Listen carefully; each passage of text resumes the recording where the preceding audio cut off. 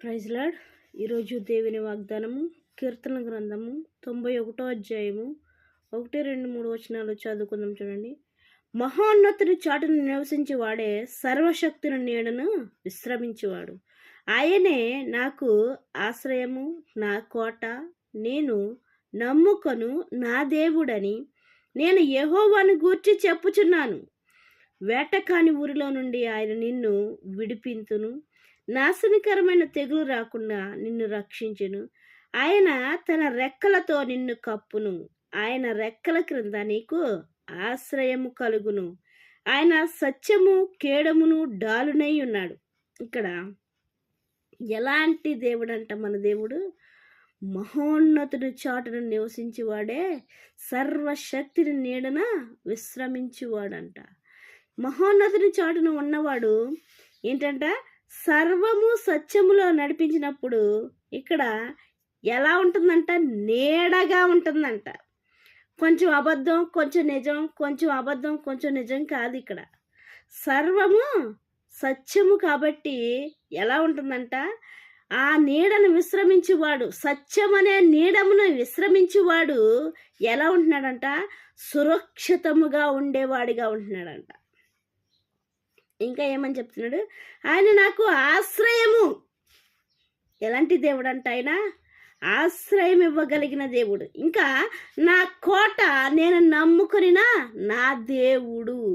మనుషుల్ని కాదని నమ్మేది. ఇక్కడ ఎవరిని నమ్ముతున్నాడు ఈయన?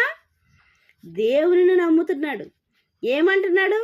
మనుషుల్ని కాదు ఆశ్రయించేది, మనుషుల్ని కాదు బలముగా పెట్టుకునేది, దేవుని నమ్ముతున్నాడు.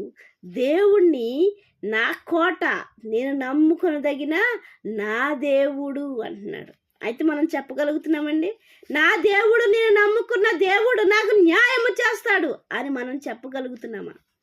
అసలు మనం చెప్పగలమా? చెప్పగలిగే స్థితిలో ఉన్నామా? ఆయన అంత విశ్వాసం మనలో ఉందా?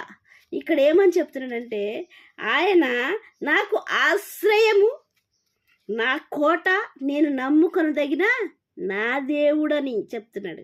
ఇంకా ఏమంటున్నాడు? నేను యెహోవాను గూర్చి చెప్పుచున్నాను. స్పష్టంగా రాస్తున్నాడండి అక్కడ. మళ్ళీ ఏమని? మనుషుల కోసం కాదు చెప్తుంటా, ఆయన స్నేహితుల కోసం కాదు చెప్తుంటా, బంధువుల కోసం కాదు చెప్తుంటా, కుటుంబీకుల కోసం కాదు చెప్తుంటా, సంపాదన కోసం కాదు చెప్తుంటా.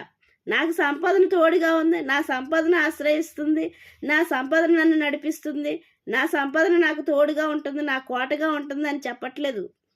ఏం చెప్తున్నాడు? నా దేవుడు నాకు ఆశ్రయ దుర్గముగా ఉన్నాడు, నా దేవుడు నన్ను చూస్తున్నాడు, నా దేవుని చాటున నేను ఉన్నాను కాబట్టి సురక్షితమైన నీడలా ఉన్నాను అని చెప్తున్నాడు. నేను యెహోవాను గూర్చి చెప్పుచున్నాను అంటున్నాడు. ఇంకా ఏమంటున్నాడంటే, వేటకాని ఊరిలో నుండి ఆయన నిన్ను విడిపించును. ఏం చేస్తున్నాడండి ఆయన?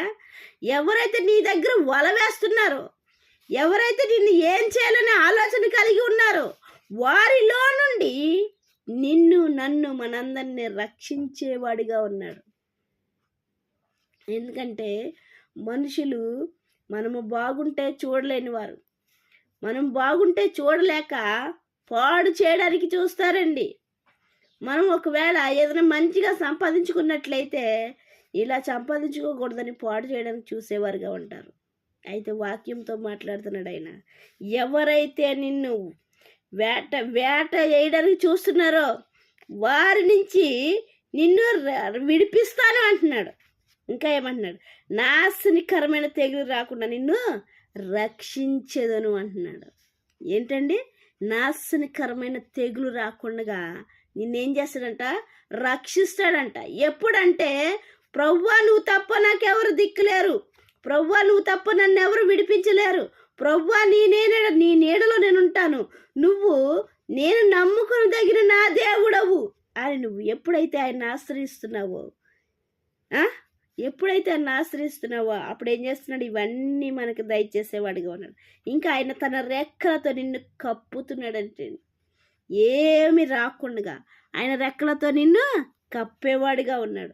ఇంకా ఆయన రెక్కల కింద నీకు ఆశ్రయం కలుగును, ఆయన సత్యమును కేడమును డాలునై ఉన్నాడు. ఎలాగున్నాడండి? ఆయన సత్యము కేడము డాలునై ఉన్నాడంటండి.